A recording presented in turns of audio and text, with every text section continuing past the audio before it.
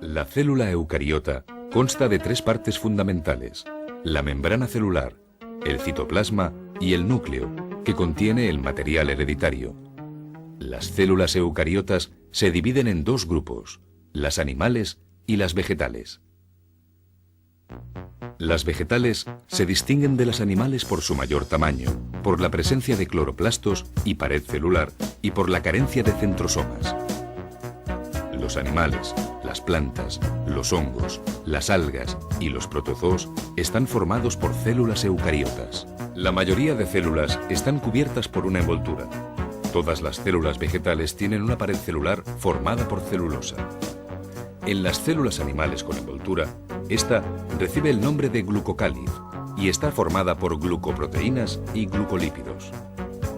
Al atravesar la cubierta protectora aparece la membrana plasmática, una doble capa formada por lípidos y proteínas globulares. Las proteínas pueden ser integrales si atraviesan la membrana y periféricas si se encuentran en una de las dos caras. La membrana plasmática desempeña funciones como la regulación del paso de sustancias debido a su semipermeabilidad y la recepción de información del exterior.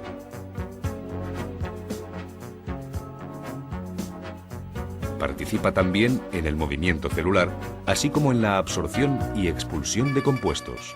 Bajo la membrana celular se halla el citoplasma, conjunto de orgánulos celulares e hialoplasma donde se realizan diferentes procesos metabólicos. El centrosoma es un orgánulo propio de las células animales compuesto por dos centriolos. Participa en la división celular y en la formación de los orgánulos del movimiento, cilios y flagelos. Las mitocondrias contienen unos enzimas en sus crestas que permiten la respiración celular. Las funciones de transporte, síntesis y almacenamiento las llevan a cabo coordinadamente diferentes orgánulos. El retículo endoplasmático liso y el rugoso, al que se asocian ribosomas que sintetizan proteínas, son canales de transporte en los que se forman los peroxisomas, vesículas llenas de enzimas. Además, transportan otras vesículas al aparato de Golgi, donde maduran hasta convertirse en lisosomas encargados de la nutrición y la defensa de la célula. Inmersos en el hialoplasma se encuentran las vacuolas, que almacenan sustancias y llevan a cabo la osmorregulación. Los plastos son orgánulos exclusivos de las células vegetales. Entre ellos destacan los cloroplastos, en los que tiene lugar la fotosíntesis. El núcleo ocupa habitualmente la parte central del citoplasma en una célula eucariota. Está formado por una envoltura nuclear, que es una doble membrana atravesada por poros nucleares que regulan el flujo de materiales entre el núcleo y el citoplasma. La parte externa de la membrana tiene ribosomas adheridos, mientras que la interna posee unos filamentos proteicos que constituyen la lámina fibrosa. El contenido del núcleo, denominado nucleoplasma, está formado por una solución coloidal compuesta por una gran variedad de principios inmediatos, especialmente nucleótidos y enzimas, implicados en la transcripción y replicación del ADN. Inmersos en esta solución se encuentran la cromatina y el nucleolo. La cromatina es un agregado de ADN y proteínas de pequeño tamaño denominadas histonas. Durante las etapas del ciclo celular, la cromatina presenta diferentes niveles de compactación. El primer nivel consiste en la asociación del ADN con un agregado proteico de la que resultan los nucleosomas. La estructura que forman recibe el nombre de collar de perlas. Durante el segundo nivel de compactación, la fibra recibe el nombre de solenoide. La fibra sigue enrollándose sobre sí misma en sucesivos niveles hasta adoptar la forma de cromosoma, que corresponde al quinto y último nivel de compactación. El ADN es el portador del mensaje genético de cada individuo. Se encarga de transmitir de generación en generación toda una serie de características morfológicas y fisiológicas. El ácido desoxirribonucleico se halla en el núcleo de cualquier célula de los seres vivos. La estructura molecular del ADN es una doble hélice formada por dos cadenas antiparalelas de nucleótidos. Estos se componen de la desoxirribosa, un fosfato y una base nitrogenada que puede ser adenina, guanina, citosina o timina. Ambas cadenas se unen por puentes de hidrógeno que se establecen entre las bases nitrogenadas. Debido a la complementariedad existente entre estas bases, la adenina solo puede unirse a la timina y la citosina a la guanina. A partir de las múltiples combinaciones posibles entre estas cuatro bases nitrogenadas, se estructura la información genética de cada individuo.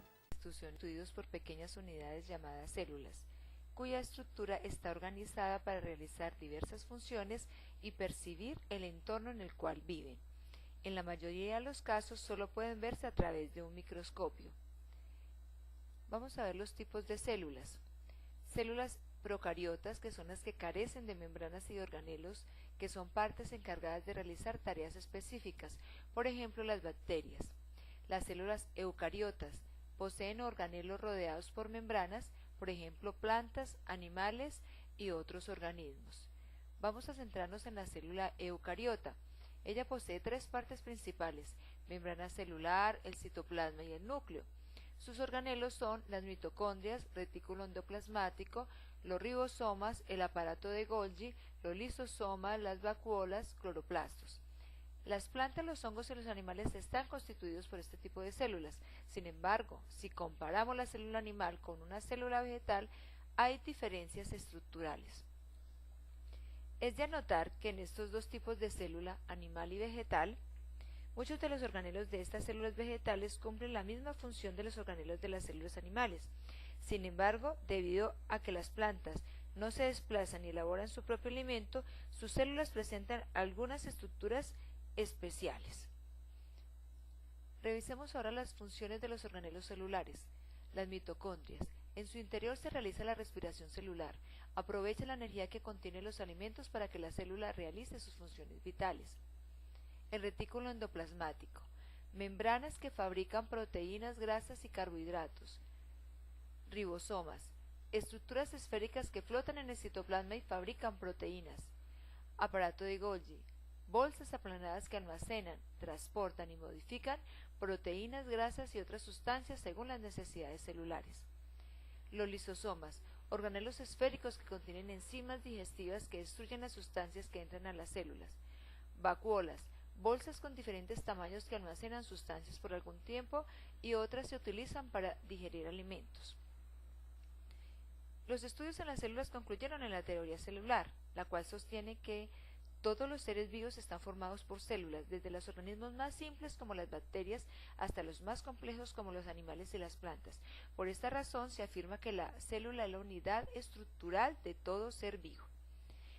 La célula también es una unidad funcional porque realiza todas las funciones vitales de los seres vivos, como la respiración y la eliminación de desechos.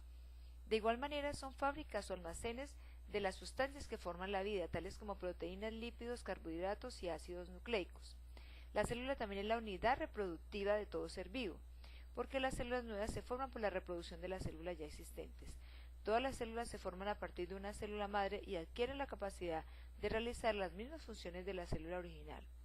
Apreciado estudiante, lo invito a que ahorita realice un cuadro comparativo de las diferencias entre la célula animal y vegetal.